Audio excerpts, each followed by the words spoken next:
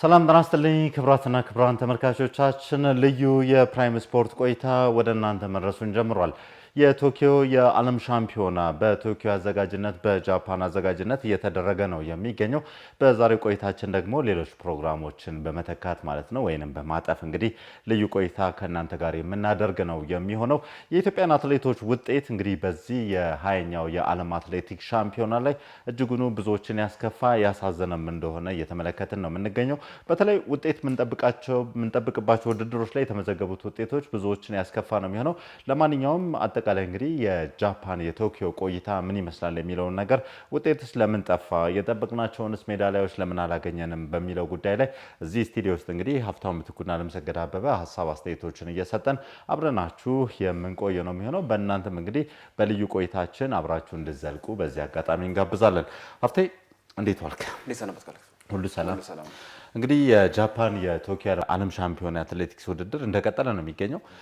ቅዳሜ ነው የጀመረው። ዛሬ እንግዲህ ሮብ አመሻሽ ላይ ነው የምንገኘውና ምናልባት እንግዲህ ይህ ውድድር ብዙዎቻችን ምን ያህል ጠብቀ ነው እንደነበር አላቅም።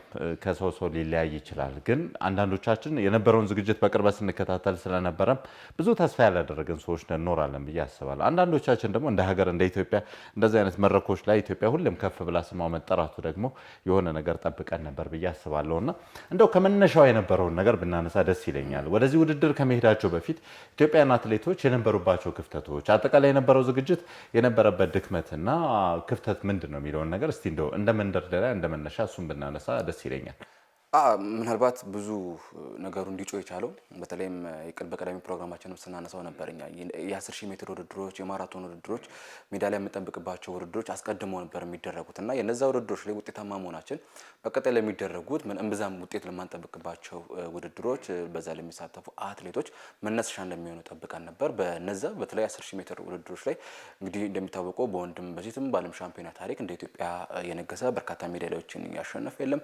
በማራቶንም ተመሳሳይ ታሪኮች አሉ። በተለይ ቅርብ ዓመታት ላይ እነ ታምራት ቶላ እነ ጉትተም ገብረስላሴ በዓለም ሻምፒዮኖች ጭምር እያሸነፉ እየመጡ እንደሆነ ተመልክተናል። በሴቶቹ እንደውም በተከታታይ ሁለቱ የዓለም ሻምፒዮኖች ላይ ሜዳሊያዎች ማስመዝገባችን ይታወሳል። ነው ካስታወስካችሁ በልዩነት ስናነሳ የነበረው የቡዳፔስቱ የዓለም ሻምፒዮና ላይ የነበረው የአትሌቶቻችን የቡድን ስራ በሴቶች ማራቶን የነበረው ስናስታውስ ምናልባት ቅዳሜና እሁድ ላይ በርከት ያሉ ሜዳሊያዎች እንደምናገኝ ተስፋ አድርገን ነበር። ግን እነዛ ነገሮች ሊሳኩ አልቻሉም እና ብዙ ነገሮች በኔጌቲቭ ሳይድ የተነሱ ነው የሚገኙት ከዛ አኳያ ማለት ነው። ምናልባት እንዳነሳው አንተም እንደው ቀደም ብሎ ዝግጅቶች ውስጥ የነበሩ ብዙ ውጥንቅጦች ነበሩ። ግን በዚህ ዝግጅት ብቻ የመጡ አይደለም። ኢትዮጵያ አትሌቲክስ ወደ ኋላ መንሸራተት ከጀመረ አመታት ተቆጥሯል።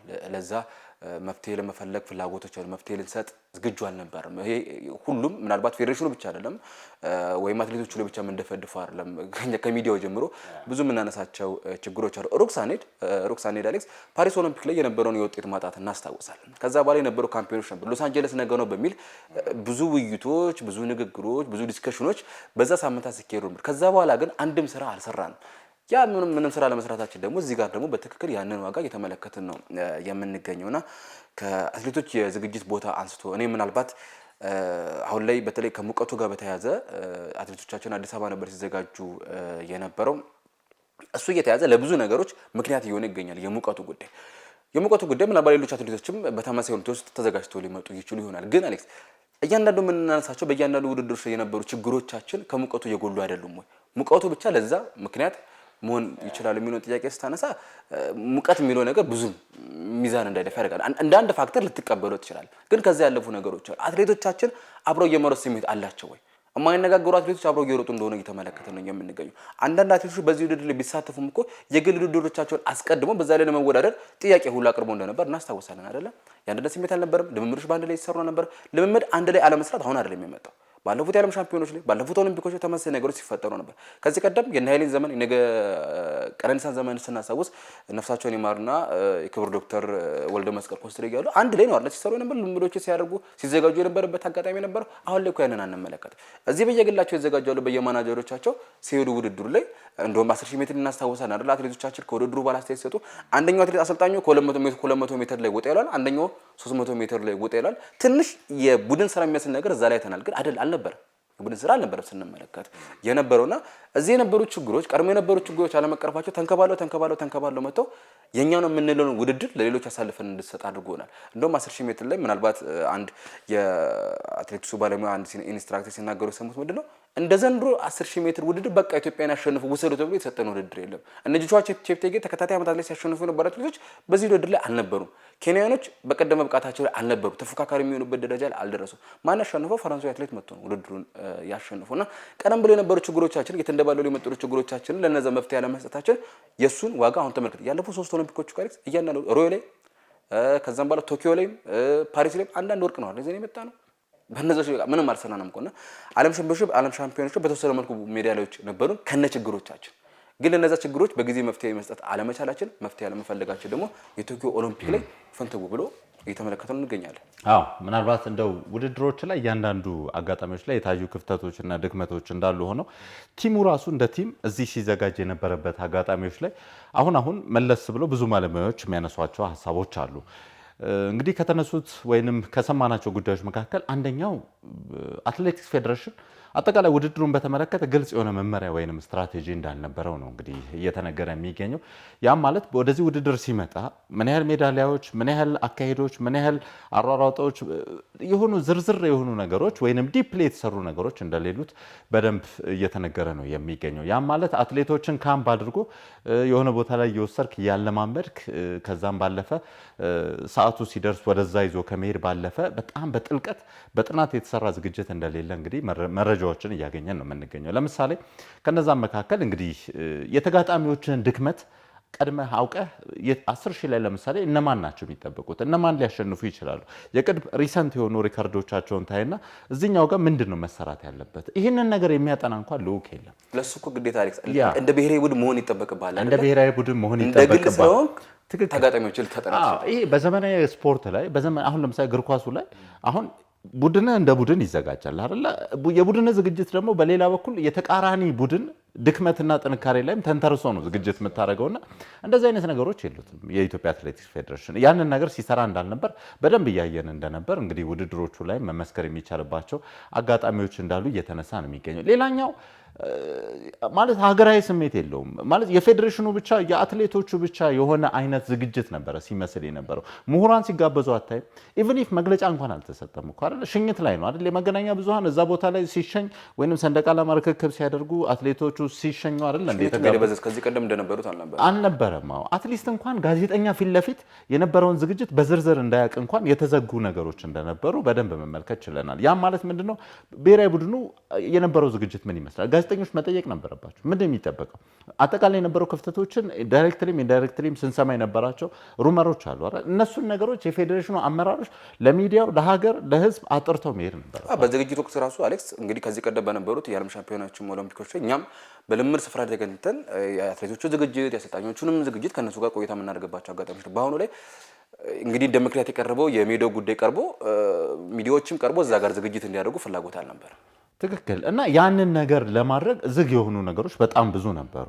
አንተም ቀደም ሲል እንዳነሳው ቢያንስ እንኳን አትሌቶቹን የመጨረሻው ቀን ካልሆነ በስተቀር መጀመሪያ አካባቢ ላይ ብዙ ነገሮች በጣም ወጣ ውረድ የነበረባቸው ለመገናኛ ብዙሃን፣ ለባለሙያዎች፣ ምናልባት አሰልጣኞች ጉዳዩ ቀጥታ ሊመለከታቸው ይችላል እዛ ቦታ ላይ የተመረጡት፣ ሌሎች ደግሞ አትሌቲክስን በጥልቀት የሚያውቁ በርካታ ምሁራን ደግሞ እንዳሉ እናውቃለን። ገብተዋል አይደለ? በአካዳሚካል በትምህርት በጣም ስለ አትሌቲክሱ በጥልቅ እውቀት ያላቸው የኢትዮጵያ ዓለም አትሌቲክስ ሻምፒዮና የቶኪዮ ዝግጅት ምን መምሰል እንዳለበት፣ እንዴት መዘጋጀት እንዳለባቸው መመካከር ቢቻል እንደዚህ አይነት ውጥንቅጥ ውስጥ አንገባም ብዬ አስባለሁ። ምክንያቱም እያንዳንዱ ተጋጣሚዎቻችን በጥልቀት የሚያውቁ ብዙ ፕሮፌሽናሎችን እየተመለከትኩ ነው። እውነቴን ነው የምነግርህ። እነዛ ሰዎች እድል ቢያገኙ ኖሮ በዛ ሰዓት ለተጋጣሚ አትሌቶቻችን የሆነ ኢንፑት ይሰጡ ነበር፣ የሆነ ግብአት ይሰጡ ነበር እና ያንን ነገር ማድረግ አልተቻለም። ፌዴሬሽኑ እንግዲህ አሁን የምንሰማው ነገር ብዙ ነገሩ ደስ የሚል አይደለም። ምክንያቱም የፌዴሬሽኑ አቅም በጣም እየተመናመነ እንደሆነ እየሰማን ነው። የአሰልጣኞችና የማናጀሮች በተለይ እነዚህ ቆዳቸው ነጭ የሆኑ ውጭ ሆኑ አትሌቶችና አሰልጣኞችን የሚዘውሩ ማናጀሮች ጉልበታቸውም አቅማቸውን በጣም ከፍ እያለ እንደመጣ እየሰማን ነው የምንገኘው። አትሌቶች ፌዴሬሽኑን ከመስማት ይልቅ ማናጀሮቻቸውን የሚሰሙበት እድል በጣም እየሰፋ ነው። ያም ማለት ምንድን ነው? ለምሳሌ ዳይመንድ ሊግ የሚሮጥ አትሌት አለ፣ ለሀገሩ የሚሮጥ አትሌት አለ። በዚህ መሀል የሚፈጠሩ ኮንፍሊክት ኦፍ ኢንትረስቶች አሉና ይህንን ነገር ባስታረቀ መልኩ እንኳን ለመስራት ፈቃደኛ ያልሆኑ አትሌቶች እንደነበሩ በሆነ አጋጣሚ ላይ እየሰማን ነው የምንገኘው። ተደጋግሞ የአየር ጸባዩ እኔ ማምንበት ነገር አለ። ለምሳሌ ቶኪዮ በጣም ሞቃታማ እንደሆነ በደንብ እየተመለከትን ነው። በኋላ ላይ እንመጣለን። እያንዳንዱ ውድድር ላይ ምናልባት ሙቀቱ ምን ያህል ኢንፍሉዌንስ አድርጓል የሚለውን ነገር አይከፋም። ያም ነገር ቅድመ ጥንቃቄ ቢደረግበት ካለማድረግ ይልቅ ማድረጉ ይቀድማል። ሀብቴ እኔ እሱን ነገር አምንበታል። ለእኛ ብቻ አይደለም እኮ ችግሩ፣ እውነት ነው። ግን ኢትዮጵያ ቀዝቃዛው አየር ላይ ከምንለማመድ ሞቃታማውን አየር መርጠን ምክንያቱም የኢትዮጵያ ሻምፒዮና የተደረገው ድሬዳዋ ላይ ነው አይደለ?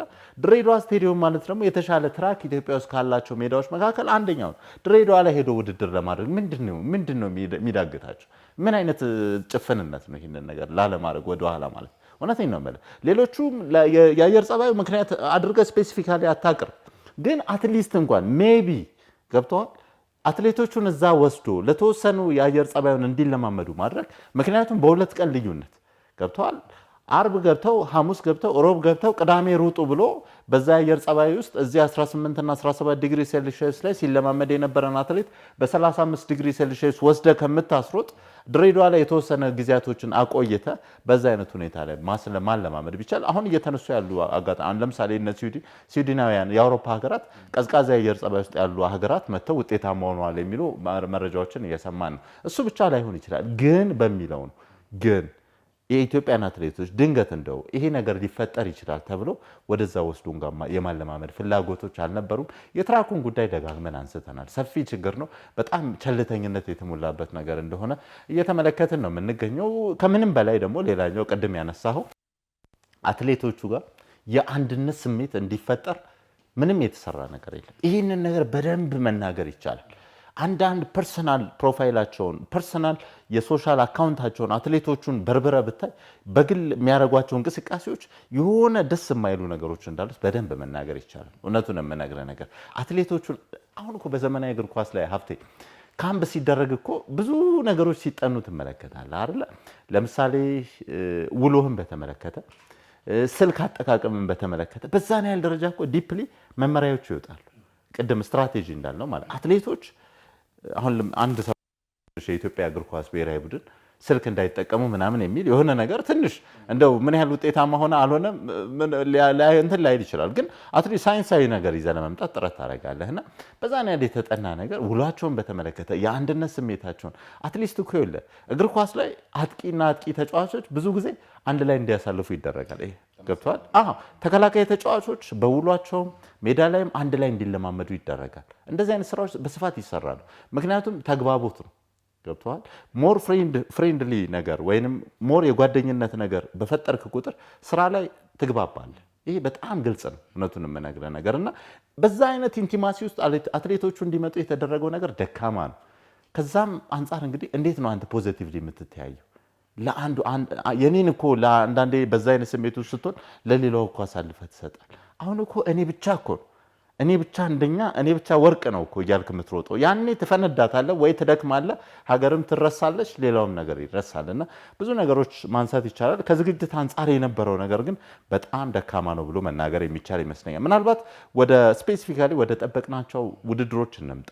የመጀመሪያው የጉዳፍ ጸጋይና የ10 ሺህ የሴቶች ውድድር ይመስለኛል ሀብቴ። እዚህኛው ውድድር ላይ እንግዲህ የነበረን እንቅስቃሴ ሶስተኛ ነው የወጣ ነው።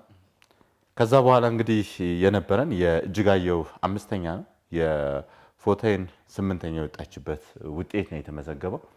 እንግዲህ እኔ በሴቶች እስከማውቀው ድረስ ከሄልሲንኪ ይመስለኛል 1999 ወደ 98 የዓለም ሻምፒዮና ጀምሮ በነበረን ጉዞ እስከ ጉዳፍ ጸጋዬ ድረስ ወርቅ ኢትዮጵያ አፍራበት አታውቅም። በተደጋጋሚ በዓለም ሻምፒዮን ፎር ዘ ፈርስት ታይም በሴቶች 10 ሺህ ኢትዮጵያ አንገቷን የደፋችበት አጋጣሚ ነው የተፈጠረው። ጉዳፍ ጸጋዬን ለመውቀስ አይደለም፣ ቅድም ያነሳናቸው ምክንያቶች ስላሉ በ10 ሺህ የሴቶች ውድድር ከጌጤ ጀምሮ ከነ ጥሩነሽ ጀምሮ ከነ ደራርቱ ጀምሮ ከነ ብርሃኔ አድሬ ጀምሮ ስቲል ሪካርድ ሆልደሯ ብርሃኔ አድሬ ናት አይደለ?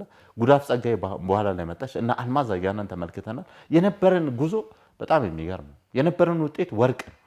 ያላፈርንበት በእርግጠኝነት ባለፈውም እኮ የኦሪገኑ ይመስለኛል ያለፈው የቡዳፔስቱ የሃንጋሪው እሱ ላይም የነበረን 2 ወርቅ ስናመጣ አንደኛ ወርቅ በ10,000 መጣ ነው። 10,000ና ሴቶች በወርቅ ተነጣጥ ነው የሚታዩ አይደለም። ይሄኛው አጋጣሚ ያንን ታሪክ ያንን ምዕራፍ የቀየረ ይመስለኛል። አንድ ነገር እናስታውስ አሌክስ፣ አሁን እቺ ሙቀት የምትለዋ ኬዝ የሆነ ጥረት ተደርጎ እኮ አቅቷቸው ቢሆን ትቀበላለህ። አሁን ሙቀት በቃ አንድ ፋክተር ነው። የትኛውም አትሌቶች እንደ ሰባስቲያን ኮኮ የደብሊፍ ፕሬዚዳንት ቀድሞ ተናግረው ነበር ስጋት እንዳላቸው። ምክንያት በሙቀቱ ምክንያት ይሄኛው የዓለም አትሌቲክስ ሻምፒዮና በተወሰነ መልኩ አፌክት ሊደረግ እንደሚችል ስጋታቸው ገልጸዋል። አንለይም በቃ ከሌላው ሀገር አይ ነው። አሁን ማንኛውም አትሌት ውጤት ያጣ አትሌት ሁሉ የሙቀቱን ጉዳይ እንደ ሪዝን አድርጎ ያነሳዋል። ግን 100% ሪዝን ይሆናል። ወንዶች 10,000 ሜትር ስናነሳ፣ ሴቶች 10,000 ሜትር ስናነሳ ሙቀቱ ሊፈትናቸው በሚችል ደረጃ ምን አድርገዋል? አንድ ላይ ለመሩጥ ምን አድርገዋል? እነዚህ አትሌቶች የማይነጋገሩ አትሌቶች ናቸው። እነዚህ አትሌቶች እኮ አንድ ላይ ሆኑበት አንድ ምክር በቂ የለበሱ ልብስ ብቻ እንጂ ሌላ ምንም አንድ የሚያደርጋቸው ነገር አልነበረም እኮ። ጥሩነሽ ዲባባ 2007 ላይ ኦሳካ እዛው ጃፓን ላይ እኮ ታማ ነው አይደል ሩጫ ላይ ጨረሰችው። ሆዷን ይዛ የነበረው ሙቀት ነበር የዛን ጊዜ። ከዛም ያለፈ ህመም አጋጥሟት ነው ሩጫ ላይ ጨረሰችው። ቀነኒሳ በቀለ ሞምባሳ ላይ አገር አቋራጭ አትሌቲክስ ሻምፒዮና ላይ በ40 ዲግሪ ሴልሺየስ ሮጦ ራሱን እስኪስት ድረስ ነው ሮጦ የነበረው። እነዚህ አትሌቶች የወከሉትን ሀገር ነው የሚወክሉት። እነዚህ አትሌቶች እኮ ዛሬ ላይ እንግዲህ አነሳ አንተም የመተጋገዝ ነገሮች የሉም። ፌዴሬሽኑ እንግዲህ በስለሺ ስን ነው የሚመራው አይደለ? ስለሺ ስን ደግሞ ከራሱ አልፎ ለሀገር ሲለፋ የነበረ ነው። ለቀነኒሳ ተደጋጋሚ ድሎች አንደኛው የምታነሳው አትሌት ስለሺ ነው። ለምን የቡድን ስራውን ይሰራል። መጨረሻ ላፕ ላይ ቀነኒሳ በቀለ በጣም ፋስት እንደሆነ ይታወቃል። እንግዲህ እሱንም በቀደም ሰለሞን ባረጋ አውሮፓውያኖች የመጨረሻ ላፕ ላይ ፈጣን ናቸው የሚል ሀሳብ ሰጥቷል። በጣም በሚያሳፍር ሁኔታ እንግዲህ የምናውቀው ከዚህ ቀደም ኃይሌ ገብረስላሴ ቀነኒሳ በቀለ የመጨረሻ ላፕ ላይ ማንም እንደማይደርስባቸው ያ የኛ መለያ እንደሆነ ነበር የምናውቀው። እንግዲህ የአውሮፓውያን ነው ብለዋል አትሌቶቻችን። በመልኩ ተመልክቶት እንደሆነ አላውቅም። ግን ስለዚህ ስን የሚመራው አትሌቲክስ ፌዴሬሽን ለሀገር የራሱን ክብር ትቶ ለሀገር ሲለፋ ለሀገር ሲደክም የነበረ አትሌትን ከኔ ቀድሞ ለኢትዮጵያ ወርቅ ይምጣ የሚል አትሌት የሚመራ ፌዴሬሽን ያንን ማድረግ የሚችል ያንን ማድረግ የሚፈልግ አትሌት የለም። ስለዚህ ስንን የሚተካ አትሌት የለም። አሁን ቀነኒሳ በቀለን እንቶ የጥሩነሽ ዲባባን የወርቆቹን እንቶና እንደነ ስለዚህ እንደነ ወርቅነሽ ኪዳኔ እንደነ ገብረ እግዚአብሔር ገብረ ማርያም ከኔ አልፎ ለሀገር የሚል አትሌት እየተመለከተን አለ መንገር እንዳነው ነው። የማይነጋገሩ አትሌቶች ናቸው አንድ ላይ እየሮጡ የሚገኙ አትሌቶችም በድፍረት ወጥተው የቡድን ስራ የሚባል ነገር የለም ብለው እያወሩ ነው የሚገኙት። ኬንያውያኑ የቡድን ስራ በመልኩ እየሰሩ እንደሆነ ተመለከተን ነው የሚገኙ አይደለም። ሜዳ ውስጥ በትናንትና ውድድር ላይ ተመልክተናል። ፌዝ ኪፒዬጎን 1500 ሜትር ስታሸንፍ ቢያትሪስ ቼቤት የ10,000 ሜትር አሸናፊያ ስታለቅስ ስንመለከት ነበር። ከምንም የመጣ አይደለም። በቃ የአንድነት ስሜት አንድ ላይ እንኳን ሳይሮጡ የአንድነት ስሜቱ አለ እነዚህ አትሌቶች ጋር። የ10,000 ሜትር ላይ ቀድሞ ነው የተበታተኑት። አብሮ አልነበሩም እነዚህ አትሌቶች። ትራክ ላይ እንኳን ይተዋወቃሉ ካለ አሁን ቀደም ወደ ወንዶቹን መጣለን። አሁን ሶስቱ አትሌቶቻችን በተደጋጋሚ ዳይመንድ ሊግ አብረው ሮጠዋል። በተደጋጋሚ ይተዋወቃሉ። ማን መምቃት እንዳለው ይተዋወቃሉ። ግን ያንን ነገር ለሀገር በሚጥለሽ ቀነኒሳና ኃይሌ በሮጡበት ልክ ማለት በዛ ላይ ደጋግሞ አብሮ ሮጠዋል። እነዚህ ግን አሁን ከወጡ በኋላ ምንድነው የሚሉት? ወርቅ ለማምጣት ነው የገቡት ይላል። ቡድን ስራ ሰርተን ሀገር ወርቅ እንድታመጣ የሚል አትሌትን አታገኝ። በዚህ ሁኔታ ምንም አይነት ውጤት ልታመጣቸው ውጤት ማጣታቸውን የማያስደንቁ ብዙ ምክንያቶች አሉ። እንዳለው ሴቶቹ ላይም ተመልክተናል። ጉዳፍ የወጣችበት መንገድ ልክ አልነበር። ኬንያውያኑ እየጠበቋት ነበር የሚገኙት። እጅጋዩ አብራ ነበረች። ከእጅጋዩ ጋር የቡድን ስራ የመስራት ፍላጎት አልነበረም። እጅጋዩ ይመስለኛል ከሁለት ዓመት በፊት በነበረ በዓለም ሻምፒዮና ላይ ለተሰመች ገዳይ ስታሸንፍ ጥሩ ስራ ሰርታ ከረጅም ጊዜ በኋላ ተመለከተ ብለን ስንዳነቃት የነበረች አትሌቶች የተወሰኑ ጥረቶች ስታደርግ ስንመለከታት ነበር። ግን መጨረሻ ላይ ጉዳፍ የወጣችበት ቦታ ልክ አልነበረም። የቡድን ስራ እዛ ጋር አልነበረም። ኬንያውያኑ በደንብ እየጠበቁ ነበር። ኬንያውያኑ የሚገባቸውን ውጤት አግኝተው አሳልፈን ሰተናቸዋልና ምናልባት ሙቀት የሚሉከስ በዛ ውድድርም ማንቀበለው ጉዳፍ ጸጋይ መግለጫ ሲሰጥ ይሄ ቡድን ስራው አለመኖሩን አምናለች፣ እሷም ተናግራለች። ግን ስተትህን አዘስፖት ማረም አይቻልም ወይ? አሁን አንዳንዴ እኮ ትግባባለህ ማለት በአንደበት በቃላት ብቻም አይደለም አይደል? በስራ ላይ ኢትዮጵያዊት አትሌት ቀድማለች፣ እየመራሽ ነው፣ ሄጄ ማገዝ አለብኝ አይደል? የሚጠበቅብህን ዲዩቲ ያንን ነገር ማሳየት መቻል አለብህ። ከዛ አንጻር የነበሩት ነገሮች አሁን አንተ እዛ ቦታ ላይ ያሉት ኮሚኒኬሽኖችን ሰምተናል። በራሳቸው ቃል በራሳቸው አማርኛ እኮ እዛ ፈረንጆቹ መሀል ተግባብተው የሆነ ነገር ሲፈጥሩ ተመልክተህ አያውሩ ገብቷል። አይነጋገሩ እነዚህ ሰዎች ግን በቀለማቸው እንኳን በኢትዮጵያዊነታቸው የመሳሳቡ ነገር አልነበረም። እውነትን ለመናገር በኢትዮጵያ እንግዲህ ወርቅ ጠበቅን፣ የወጣነው 5ኛ ነው፣ የወጣነው 8ኛ ነው። እነዚህ ነገሮች ስታይ በጣም ያሳፍራልና በጣም የሚያሳዝነኝ ደግሞ አሁን ምን እንደሆነ ታውቃለህ? ጎረቤት ሀገር ኬንያ ተቀናቃኛችን ናት፣ ወርቁን ብትቀማ ነው። አሁን ፈረንጆቹ እየመጡ ጣሊያናዊቷን አይተሃል? የነበራት ፔስ የነበራት ፉክክር በጣም የሚገርም ነው። እኔ ስጋቴ እሱ ነው። አሁን ከዚህ በኋላ ኢትዮጵያ እውነቴን ነው የምልህ ዓለም በሚፈልገው ደረጃ ዓለም እየሄደ ባለበት ደረጃ መስራት የማንችል ከሆነ የኢትዮጵያ አትሌቲክስ ታሪክ እየሆነ ሊመጣ የሚችልባቸው አጋጣሚዎች አሉ።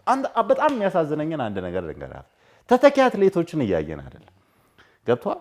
ኃይሌ ገብረስላሴ እኮ የመጨረሻ ትንፋሹ ላይ የመጨረሻ ሪካርዶቹ ላይ የመጨረሻ የትራክ ውድድሮቹ ላይ ሲሄድ እኮ ቀነኒሳ ነበረ እኮ በቃ ኃይሌ ሪታየር እያደረገ ነው፣ ኃይሌ ከዚህ ውድድር እየወጣ ነው ስንል ቀነኒሳን እኮ ሆፕ እናደርጋለን አይደል? እነ ደራርቱ እኮ ከሜዳ እኮ ከትራክ እየራቁ ሲወጡ እነ ጥሩዬ እኮ እየመጡ ነበር፣ እነ መሰረት ደፋር እየመጡ ነበር አይደለ? አሁን ማን ነው እየመጣ ያለው? ማን ላይ ነው ተስፋ የምናደርገው? እውነቴን ነው የምልህ የኢትዮጵያ አትሌቲክስ እኔ አሁናዊ ውጤቱ ብቻ አይደለም የሚያሳዝነኝ፣ ቀጣይ ያሉት ተስፋዎችም በጣም ደካማ ናቸው። አሁን በእግር ኳሱ ብቻ አይደለም የስፖርት ቤተሰቡ እየታመመ ያለው፣ አትሌቲክሱም የሆነ መርዝ ገብቶበታል፣ የሆነ ተንኮል ገብቶበታል። እውነቴን ነው የምልህ ብዙዎቹ ነገሮችን እናውቃቸዋለን እኮ አመራሮቹንም ብትጠይቅ ያውቋቸዋል፣ ባለሙያዎችን ብትጠይቅ ያውቋቸዋል፣ አሰልጣኞችን ብትጠይቅ ያውቋቸዋል። ለምንድን ነው ግን መስራት ያልቻለ? ለምንድን ነው ተጠያቂነት የሌለው? የዛሬ ዓመት እኮ ፓሪስ ኦሎምፒክ ላይ ጋዜጠኛና የኦሎምፒክ ኮሚቴ አመራሮች እንደዛ ሲባሉ መንግስት ምንም አይነት እርምጃ እኮ አልወሰደም። እንዴ ይሄ እኮ ብራንድ እኮ ነው ለኢትዮጵያ፣ አምባሳደራችን እኮ ነው። እውነቴን ነው የምልህ ኢትዮጵያ ውስጥ ከተሰሩት ሰፊ የመሰረተ ልማቶች በበለጠ ኢትዮጵያ የምትታወቀው በአትሌቲክስ ነው። ዓለማችን እኮ ኃይሌ ገብረስላሴ በደንብ ነው የሚያውቀው። እውነቴን ነው በኃይሌ ውጤቶች እኮ እንታወቃለን አለን። ያንን ነገር ለምንድን ነው ፕራዮሪቲ ማንሰጠው? ለምንድን ነው ትኩረት ማንሰጠው? ችግሮችን ለምንድን ነው ማናርመው? ጥፋቶችን ለምንድን ነው ማንገስጸው? ያጠፋውን ሰው ለምንድን ነው ተጠያቂ ማናደርገው? እነዚህ አይነት ነገሮች ቸልተኝነት እንዴ! እኔ እኮ ይኸውልህ ሞቀኝ ብለህ አንድ አትሌት አሁን ለምሳሌ ማራቶኑ ላይ ግባ በቃ የሆነች ነገር ወለም ካለው አቋረጠም አላቋረጠም ኖበዲ ኬርስ ምን አገባው? ይህ አቋርጦ ይወጣል፣ ቀዝቃዛ ውሃውን ይጠጣል፣ ሲሻሉ በመኪና ተጭኖ ወደ ሀገሩ ይመለሳል። አትሌቱ የሚጠይቀው የለም፣ አትጠየቅም። ያ እኮ ነው ገብተዋል። እሱን ስታስበው አንዳንዴ ምን ያህል ኮሚትር ነው፣ ምን ያህል እስከ መጨረሻ እስትንፋስ፣ ምን ያህል በኢትዮጵያዊነት ስሜት እነዚህ አትሌቶች እዚህ ቦታ ላይ እየተገኙ እንደሆነ ለእኔ ጥያቄ ነው።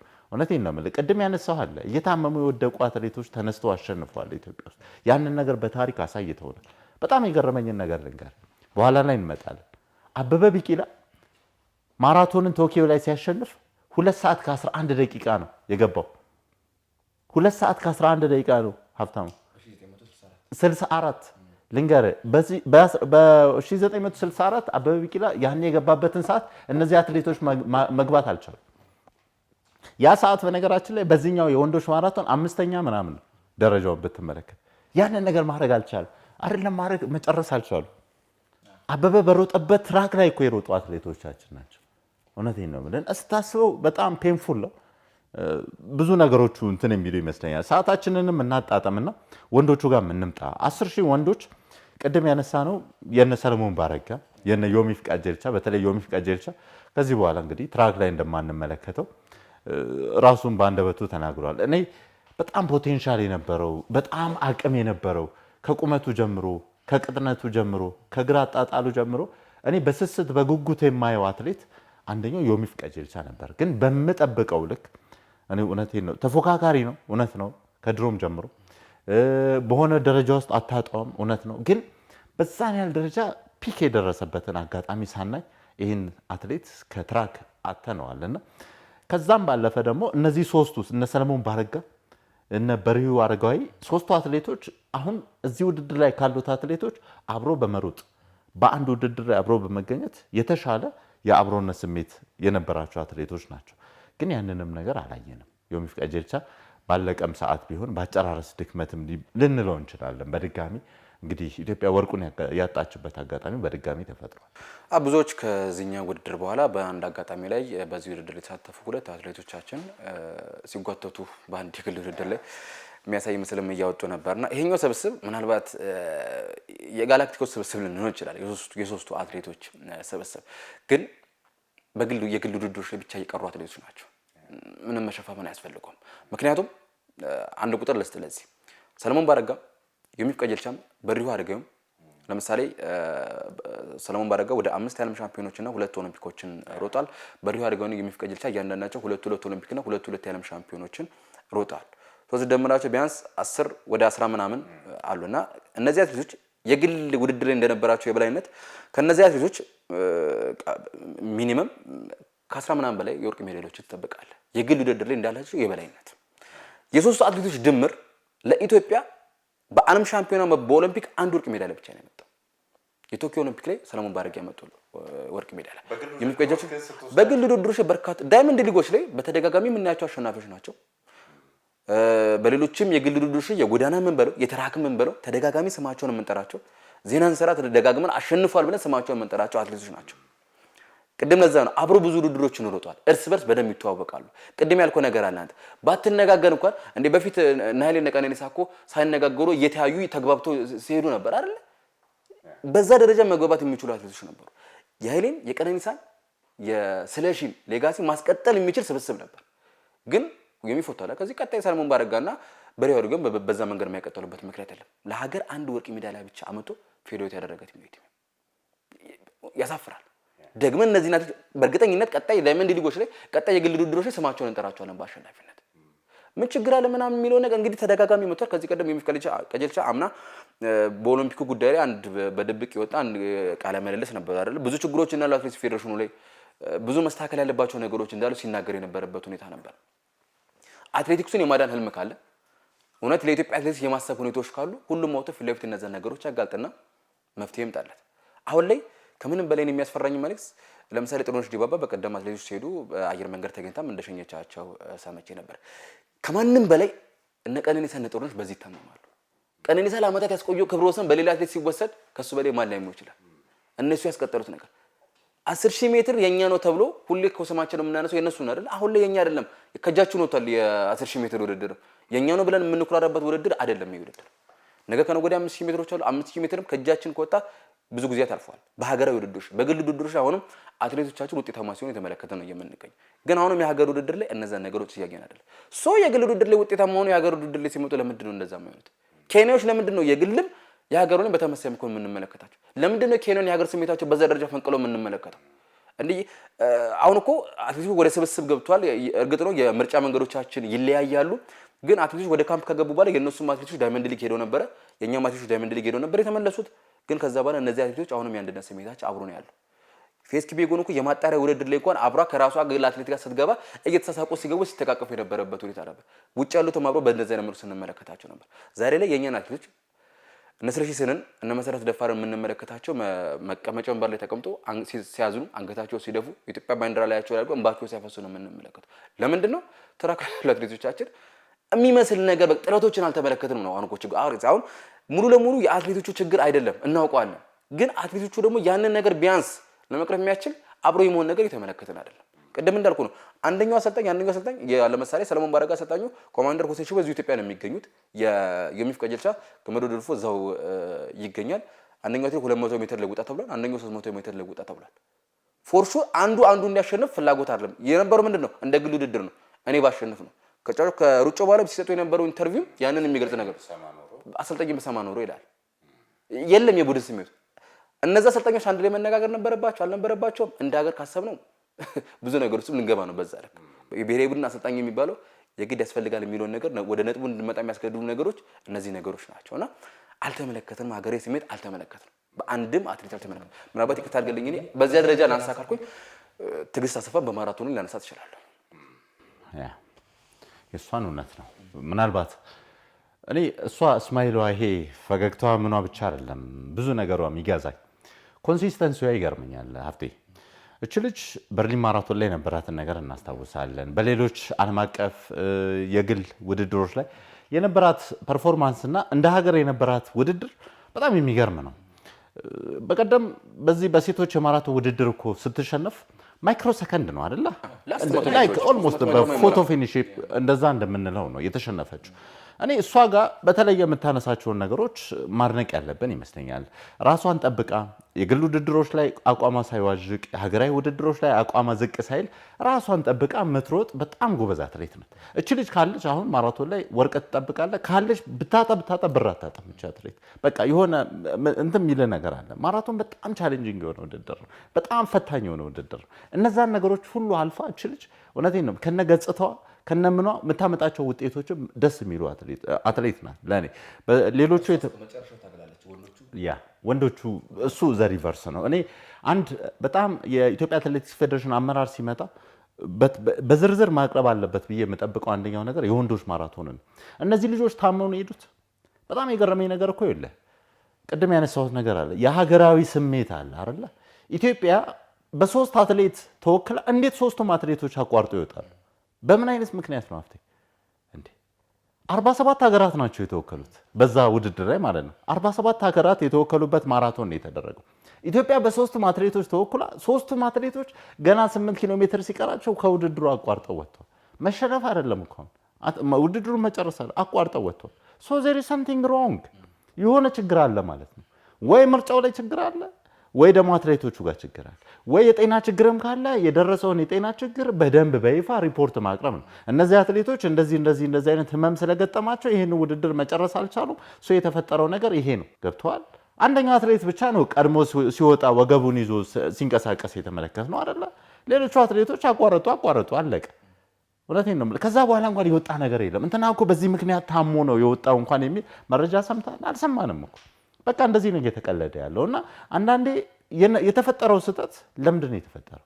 ግልጽ የሆኑ ማስረጃዎች፣ መረጃዎች መኖር አለባቸው። ያ ነው ቅድም የተጠያቂነት ሀገራዊ ስሜት ያልነው። አንድ አትሌት ሀገሩን ወክሎ ሲሄድ እስከ ደም ጠብታ እስከ ላብ ጠብታው ድረስ ለሀገሩ ማድረግ ያለበትን ነገር አድርጎ ያንን ነገር ሞክሮ ቅድም እንኳን አንስተናል።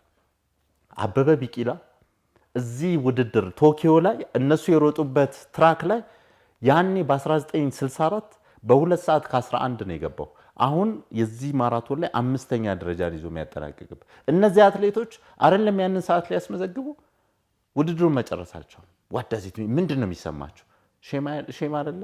የቀድሞ ሌጀንዶችን አሁን እኮ አባይን ገደብን ስንል ኩራታችን ከቀድሞ የአባቶቻችን ታሪክ ስለሚገዝፍ ነው አይደለ?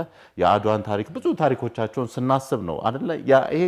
የዚህ ትውልድ ኩራት ተብሎ የሚጠራው ያ ማለት እኮ ነው። በቃ አበበን ስታስብ አትሌት ኮንክ ኩራት ሊሰማህ ይገባል። የሱን ገድል የሱን ታሪክ ለመድገም የሱ ታሪክ እንዳይበላሽ እዛ ቦታ ላይ የሆነ ነገር ማድረግ ነበረብን ብዬ አስባለሁና የነበረው ነገር በጣም እንዝላልነት የተሞላበት እንግዲህ አትሌቲክስ ፌዴሬሽን በግልጽ ይህንን እያንዳንዱ ውድድር በተመለከተ እያንዳንዱን አትሌት በተመለከተ ሪፖርት የሚያቀርብ ከሆነ ዛት ኢዝ ቬሪ ወንደርፉል። መጠየቅ ባለብን መልኩ ትጠይቃለህ። ግን ያንን ነገር በቃ ውጤት አተናል፣ ውጤቱ የጠፋው እንደዚህ ነው ተብሎ ተድበስብሶ የሚያልፍ ከሆነ ግን አሁንም የኢትዮጵያ አትሌቲክስ እንደዚህ የቁልቁለት ጉዞን በደንብ የሚቀጥል ይመስለኛል። እና ማራቶኑ ላይ ትዕግስትን በተናጠል ልታነሳ ትችላለህ። አጠቃላይ የወንዶቹ ግን እኔ እውነቴን ነው የምልህ መጠየቅ ያለበት አካልን መጠየቅ ያለበትን ነገር በደንብ መነሳት ያለበት ይመስለኛል። በዛው አያይዘ ሰዓታችንም እየገፋ ስለሆነ የ3000 መሰናክልንም በዛው ገረፍ እናድርግና ቆይታችንን እናብቃ።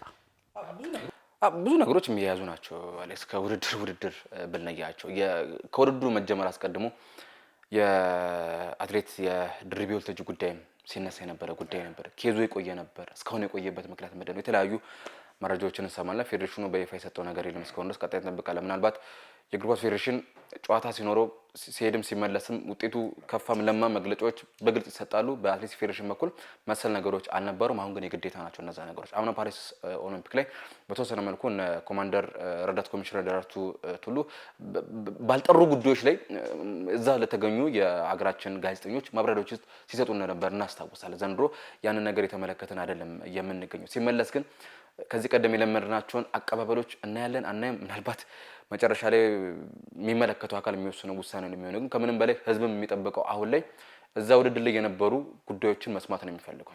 ቅድምም ብለናል፣ የዚህ ውድድር ላይ ያጣናው ውጤት ለዚህ ውድድር ስንዘጋጅ ብቻ ይመጣል። ቀድሞ የመጡ ነገሮች ተንደባሉ መጥቶ ነው መጨረሻው እዚህ ጋር የመጣው። ይሄን ሳናስተካክል ከሄድን ሎስ አንጀለስ ኦሎምፒክ የዛሬ ዓመት ነገ ነው ብለን ምንም ያልሰራንበት ኦሎምፒክ ነገ ይደርሳል። ሚኒማም ማሟላት አትሌቶቻችን ችግር የለባቸውም የግል ውድድር ላይ ጥሩ ውጤት ስለሚያስመዘግቡ። ግን የሀገር ውድድር ሲመጣ ደግሞ አሁንም እያፈረን እንቀጥላል። ተከታታይ 4ኛ ኦሎምፒክ በአንድ ወርቅ ልንመለስ ያንንም ላናገኝ ይችላል። አሁን የዓለም ሻምፒዮናው አሌክስ 1995 አካባቢ የ1993 ላይ 4ኛው የዓለም ሻምፒዮና ላይ ስቱትጋርት ላይ በተዘጋጀው ኃይሌ ገብረስላሴ የመጀመሪያው ወርቅ ሜዳሊያ መጣ። ከዛ በኋላ ኢትዮጵያ በዓለም ሻምፒዮና ወርቅ አታውቅም። የመጀመሪያ 3 ውድድሮች ላይ ወርቅ አላስመዘግብን። ከ1993 ውድድር በኋላ ግን በእያንዳንዱ ውድድር ቢያንስ አንድ ወርቅ ሜዳሊያ ዘንድሮ በየትኛው ውድድር ወርቅ ሜዳሊያ እናመጣለን የሚለው ጥያቄ ምልክት። ምናልባት ከዚህ በኋላ የሚመጣ ወርቅ ሜዳሊያ ካለ እኔ በእጅጉ 5000 ሜትር አይኖ በፊት ላይ 5000 ሜትር ነው ደረታችንን ነፍተን ልናገር የምንችልበት ነው። አሁንም ስጋቶች አሉ። 5000 ሜትር ፌስ ኪፒጎን በሴቶቹ አሁንም አለች። 5000 ሜትር በወንዶቹ ተደጋጋሚ እያጣን እንደሆነ ስንመለከት የነበረበት ሁኔታ ነበር። በኦሊምፒኮች በዓለም ሻምፒዮንሺፕ ተማምነን በዚህ ውድድር ላይ ሜዳሊያ እናመጣለን ብለን የምናገርበት የለም። የመሰናክሉን ውድድር አንስተን አንተ በዛጋም ተመሳሳይ ነገሮች እናየ ነው። ያንን እንዴት አድርገን እናሸንፍ የሚለው ነገር የለም። እንዴት አድርጌ ላሸንፍ እንጂ እንዴት አድርገን እናሸንፈው የሚለው ነገር 10000 ላይ እንደተመለከትነው በወንዶችም በሴቶችም እንደተመለከትነው ተመሳሳይ ነገር ነው። እዛጋም የተመለከትነው የተለየ ነገር አልነበረምና አትሌቲክሳችን ታሟል ብለን መፍትሄ ሳንሰጠው አሁን ላይ መቃብር ሊገባ ከጫፍ ላይ ነው የሚገኘው። ማዳንም መቅበርም የኛው ኃላፊነት። እነዚህ ቀደም ሲል ያነሳናቸው ውድድሮች በጣም የሚጠበቁ ናቸው። በተለይ የ3000 መሰናክልም በቅርብ ጊዜ በጣም ተስፋ ያደረግንበት ኬንያውያን እንደ ባህል ስፖርት የሚያዩት ውድድር ምናልባት በቅርቡ የሞሮኮ አትሌት ጣልቃ መግባት ካልሆነ በስተቀር ኢትዮጵያም ጥሩ ተፎካካሪ የሆነችበት ውድድር ነበር። እንግዲህ እዛ ቦታ ላይ የተሰራው ስራ አለማመስገን አይደለም፣ ግን ፕሮግረስ ደግሞ ያስፈልጋል አይደል? ለውጥ ያስፈልጋል። ምክንያቱም ውጤቱን ስናጣ የነበረው ለምሳሌ ፓሪስ ኦሎምፒክ ላይ እናስታውሳለን አይደል? ለሜቻ እንትኑ ጥሎት ነው እንጂ የወርቅ ተስፋ የነበረው ብዙዎቻችን ሆፕ ያደረግንበት አጋጣሚ ነበር። በዘንድሮ ዓመት ተደገመ። በጣም የገረመኝ እሱ ነው። ወደቀ ይሄ አትሌትና ምንድን ነው ኦልሞስት ካለፈው ዓመት ምን ተማርን፣ ካለፈው ዓመት ምን ሰራን የሚለውን ነገር አጋጣሚ ቢሆንም የሆኑ ነገሮች ደግሞ የሚያሳዩ ነገሮች አሉና ግን ሜዳሊያውን ማምጣት አልቻለም። በጣም የሚያሳዝነው ነገር ይሄ ነው። ሌላ ተስፋ ያደረግንበት ማለት ነው። እንግዲህ ቀጣይ 5000 የሚደረጉ ውድድሮች አሉ። የማጣሪያ ውድድሮች ነገም ይደረጋሉ። ከዛ በኋላ እንግዲህ የፍጻሜ ውድድሮች ሲደረጉና ኢትዮጵያስ ምን ታስመዘግባለች የሚለው ጉዳይ የሚጠበቅ ነው። እስካሁን በነበረን ቆይታ ግን 2 የብር ሜዳሊያና 1 የነሐስ ሜዳሊያ ብቻ አስመዝግበን እንግዲህ ውድድሩ ላይ እየቀጠልን ነው የምንገኘው። ለማንኛውም የኢትዮጵያ አትሌቲክስ እጅጉኑ እየታመመ እንደሆነ እየተመለከትን ነው። የብዙዎቻችንን መፍትሄ ይፈልጋል። የኢትዮጵያ አትሌቲክስ ፌዴሬሽን ራሱን ማበርታት፣ ራሱን ማጠንከር መቻል አለበት። ድክመቶችን በግልጽ ፊት ለፊት አውጥቶ ከሁሉም የአቅሙ ካላቸው ከምሁራን ከሌሎች አካላትም ጋር የመወያየት ልምድን ማካበት ያለብንም ይመስለኛል። ለማንኛውም በልዩ ቆይታችን ይህንን ሀሳብ ለማንሳት ነበር እዚህ ስቱዲዮ የተገናኘ ነው። በርካታ ያሉ ነጥቦችን ያላነሳናቸው በርካታ ነጥቦች አሉ። እነዚህ ብቻ አይደሉም ህመሞችና ማበት ከዓለም ሻምፒዮና በኋላ ቀደም ብለን እንዳለው አትሌቲክሳችንን ለማዳን እያንዳንዱ ኃላፊነት አለበት። ከኛ ከሚዲያዎች ጀምሮ ሁሉም የሚመለከታቸው አካላት የድርሻቸውን መወጣት አለባቸው። ነገ ናቸው የዓለም ሻምፒዮኖች፣ ሌሎችም ኦሎምፒኮች ነገ ይደርሳሉና ስራችንን ከዓለም ሻምፒዮና እንደተመለሰን የግድ መጀመር አለብን። እውነት ነው። እንግዲህ ያንን ማድረግ የማንችል ከሆነ በድጋሚ ደግሞ እንዲህ የምንናደድበት የምንበሳጭበትን አጋጣሚ ደጋሚ መመልከታችን የሚቀር አይመስለኝም። ክቡራትና ክቡራን ተመልካቾች ጣቢያው ፕራይም ሚዲያ ነው። ቆይታው ደግሞ ልዩ የፕራይም ስፖርት የዓለም ሻምፒዮና የአትሌቲክስ ውድድር ነበር። ሀብታሙ ምትኩና አለምሰገድ አበበ ቆይታውን እየመራን ከመላይ ስርጭትና ካሜራ ባለሙያዎቻችን ጋር አብረናችሁ ዘለቅን። ለነበረን ጊዜ እናመሰግናለን። ሰላም ሁኑልን።